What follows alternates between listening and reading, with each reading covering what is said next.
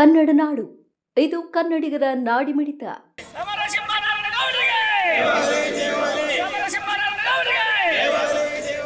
ಇನ್ನು ಬಳ್ಳಾರಿ ಜಿಲ್ಲೆಯಲ್ಲಿ ಗಣಿಗಾರಿಕೆ ಹಗರಣ ಇತ್ತು. ಈಗ ಹೊಸದಾಗಿ ಮರಳು ಗಣಿಗಾರಿಕೆ ಹಗರಣ ಶುರುವಾಗಿದೆ.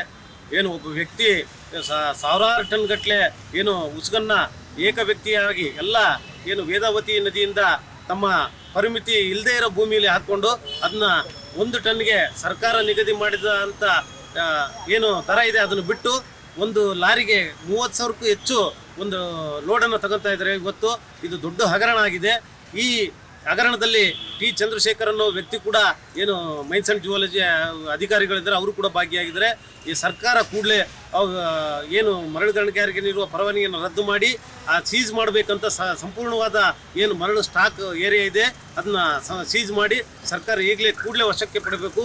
ಹಾಗೂ ಈಗೇನು ಅಧಿಕಾರಿ ಇದ್ದಾರೆ ಅವ್ರನ್ನ ಸೇವೆಯಿಂದ ಕಡ್ಡಾಯವಾಗಿ ಇದು ಮಾಡಬೇಕಂತ ವಜಾಗೊಳಿಸಬೇಕಂತ ನಾವು ಕರ್ನಾಟಕ ರಕ್ಷಣಾ ವೇದಿಕೆಯಿಂದ ಒಂದು ಹೋರಾಟವನ್ನು ಹಮ್ಮಿಕೊಂಡಿದ್ದೀವಿ.